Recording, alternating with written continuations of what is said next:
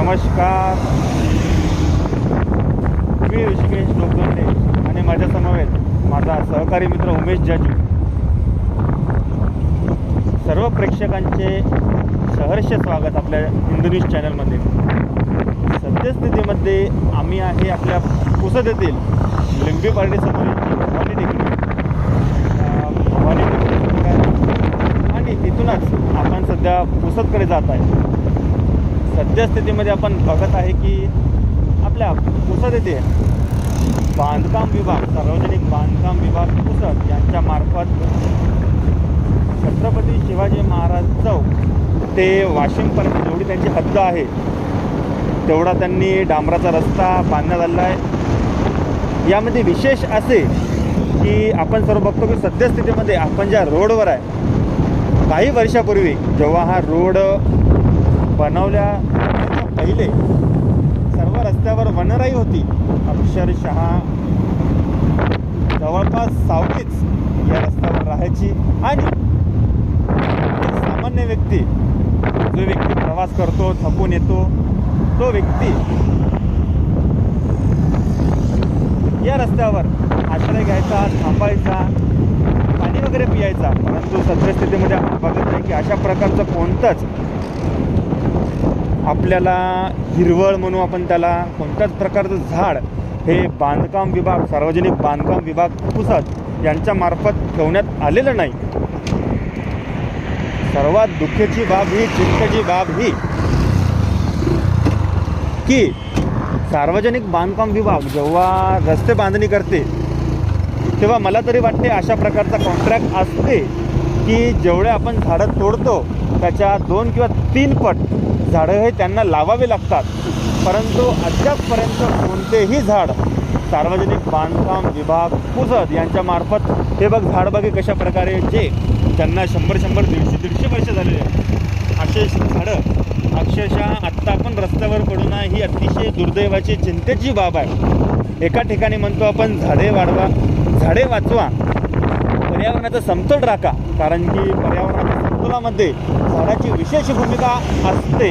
आपण जेही काही ऑक्सिजन घेतो ते ऑक्सिजन आपण झाडं आपली जे झाडं असतात त्यांचं कार्य हेच असते की कार्बन डायऑक्साईड वातावरणातलं स्वतः ग्रहण करणं आणि ऑक्सिजन हे आपल्या वातावरणात जेही घटक आहे, मानव प्राणी असो किंवा अन्य जीव असो, त्यांच्यासाठी ऑक्सिजन हा वायू त्यांच्यासाठी मोकळा करणे किंवा त्यांना देणे हे एका झाडाचं कार्य असते. परंतु आपण बघू शकतो की अक्षरशः जे झाडं कापलेले आहे, एकही झाड आपल्याला आपण बघू शकतो. या रस्त्यावर जेही काही पुसदचे प्रॉपर आहे त्यांना बऱ्यापैकी माहीत असेल की पूर्वीची कंडिशन कशी होती आणि सद्यस्थितीमध्ये रस्त्याची, जे आपल्या आजूबाजूची झाडं आहे या झाडाची कंडिशन कशी आहे. सद्यस्थितीमध्ये मी रस्त्याच्या गुणवत्तेबद्दल बोलणार नाही, कारण की तो विषय महत्त्वाचा आहेच, परंतु त्यामुळे महत्त्वाचा विषय सद्यस्थितीमध्ये पर्यावरणाचा. हे सुद्धा झाड दाखवून दे, किती मोठे खोड आहे हे बघून घ्या. हे खोड बघून घ्या. यानंतर समोरसुद्धा खोड आहे, हे सुद्धा खोड बघून घ्या. अतिशय 100, 150, 200 वर्षापूर्वीचे जे झाडं आहे अक्षरशः कापून टाकलेले आहे रस्ता रुंदीकरणासाठी. चांगलीच गोष्ट आहे, विकासासाठी देश विकसनशील बनत आहे तेव्हा काही गोष्टींचा आपल्याला त्याग करावा लागतो, परंतु त्या त्यागाची काहीतरी भरपाई आपल्याला सुद्धा करावी लागते. तत्पश्चात जे सार्वजनिक बांधकाम विभाग आहे त्यांनी कोणते झाडं लावले हे सार्वजनिक बांधकाम विभाग यांनी खुल्या मनाने आणि खुल्या प्रवृत्तीने जनतेसमोर येऊन, आपल्या हिंदूंसमोर येऊन त्यांनी सांगावे, मांडावे, जेणेकरून आपण ते सुद्धा त्यांचे प्रश्न एकतर्फी आपण व्हिडिओ न टाकता, बातमी न लावता आपण कुणीही साईडने त्यांचीसुद्धा बाजू आपण दाखवण्याचा प्रयत्न करू. परंतु सद्यस्थितीमध्येच तरी सुद्धा आपण बघू शकतो की रस्त्यावर कोणत्याच प्रकारची झाडं नाही. एकेकाळी वनराई असणारा रस्ता सद्यस्थितीमध्ये असा झाडाविरहित ओसाड पडलेला आहे. सामान्य व्यक्ती, कोणताच व्यक्ती अशा उष्ण वातावरणामध्ये, उन्हाळ्याच्या वातावरणामध्ये कोणताच थांबायला तयार होतच नाही, कारण की उन्हाचे झटके आणि तापता आपला डांबराचा रस्ता यावर मला तरी वाटत नाही कोणता व्यक्ती थांबेल आणि आपले जे सावलीचा आश्रय बघेल. त्यामुळे या बाबीकडे तरी यानंतर आपला जर व्हिडिओ सार्वजनिक बांधकाम विभाग पुसद यांनी जर बघितला तर त्यांना कृपया करून जेही शासनाच्या निधीमध्ये ज्या सांगितले की झाडं लावण्याची, एक झाड तोडले असल्यास मला तरी वाटते की 3 ते 4 झाड लावले पाहिजे एका झाडासाठी. इथे झाडाची कत्तल गेलेली आहे. त्यामुळे त्यांनी आपली इकडे सुद्धा बघून घ्या, थोडं अक्षरशः पडून आहे मोठमोठ्या झाडाचे 150. मी पुन्हा सांगतो की 100, 150, 200, 300 वर्षापूर्वीचे झाडं जशाला तसेच पडून आहे.